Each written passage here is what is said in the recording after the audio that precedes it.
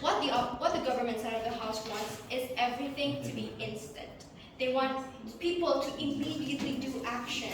They portray these people experiencing sexual assault and expect them to suddenly act like a normal people in society because they say you're supposed to be able to become normal. You see, you already seek help. There were already rules, and these people are already convicted. Your perpetrators were already convicted. So now it is time for you to be normal. It is time for you to immediately speak up, and it is time for you to bury down whatever pain you're feeling because it's invalid for you to seek more time for you to heal. This is what the government side of the house is basically proposing.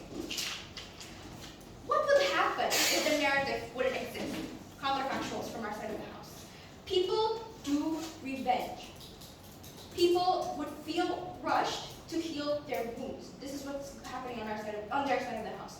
People would blame themselves if they go to a psychologist and they see, oh, it's been a month of going to a psychologist and I haven't healed myself. I think the problem is within me. I think I am the problem because it's been a month of ongoing and consecutive psychological meetings and I'm still here. I'm still so traumatized. I think I should just bury it down.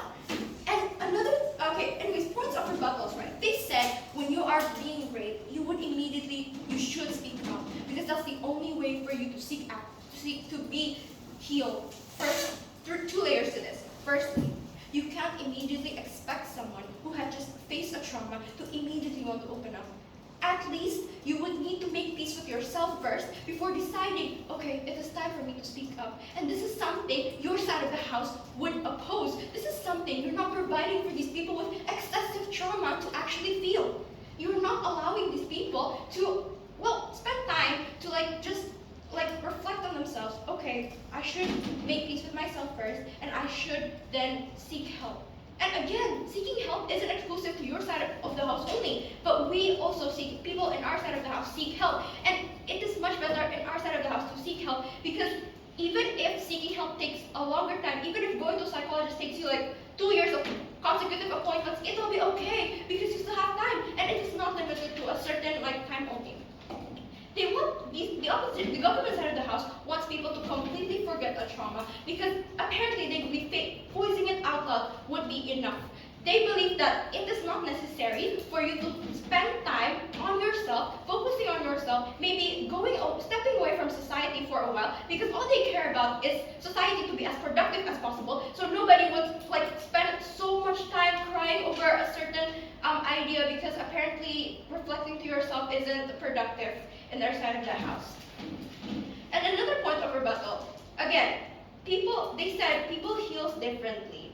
Again, so that's exactly the point. You don't have an urgency to heal yourself. People heals differently. You need to allow people to at least spend time to just focus on yourself. That's the point of the narrative that we are proposing, right? Okay, moving on to my extensions and worst case and best case comparison. What is the worst case from our side of the house? The worst case on our side of the house is that maybe people will take such a long time to heal, and that there is no immediate closure, and that maybe they would feel okay, I'm experiencing a certain guilt because I have no immediate closure. That's the worst case on our side of the house. Why our worst case still wins over their case, right? Because we provide no limit to how much time you need. There is no guilt for you if you don't heal after a certain amount of time. And even if people ended up taking a longer time to seek help in the end, and as they said, possibly spending 2 years just reflecting on themselves, people would still in the end feel encouraged to seek help. And at this rate, when they're seeking help, at least it came from their own incentive and not from the pressure of society telling them you should seek help, you should voice out whatever you're facing, because that is the only way you can heal yourself. And what is the best case scenario that they're trying to propose on this debate? They said that people don't, their best case scenario is that people don't tell you to wait for your wound to heal, but instead it tells you to seek revenge or closure. Because apparently that's the only way, that's one or the two ways for you to voice out what's in your heart and for you to completely erase your trauma. We say that seeking this closure, seeking help immediately, is just going to create much more pressure for the victim. You are not looking directly to the the most vulnerable actors to this, which are the people facing these excessive wounds, people facing these traumas. Because when you just face a certain problem, you're probably like super emotional, and you're probably like seeking vengeance or whatever. Like as they mentioned, the rape example. Firstly, there are already police officers, there are already laws being implemented in today's society that are basically allowing these perpetrators to not do the same thing over and over again. And at the same time, our current status quo that still supports the narrative of the time was still all wounds provides these victims to seek psychological help, for them to spend time and go away from their normal jobs, because it's okay for them to heal at a certain amount of time, because it's okay for me to not work for 3 months because I'm still in my healing process. This does not exist under their side of the house, because they want immediate action, and everything that's instant, it's inherently bad because of the reasons I've mentioned previously. And why is it more likely that recovery would exist under our side of the house? Firstly, people would be more accepting under our side of the house, because more people would be understanding, okay, we have this narrative that time will heal all wounds. She needs more time to heal her wounds. It is okay for her to need more time to heal her wounds, right? And then people would understand that recovery takes time, and that you don't need to rush it. It just immediately happen, and just think in your brain okay, I've done my actions, now I'm immediately healed. That's what they're trying to propose, right?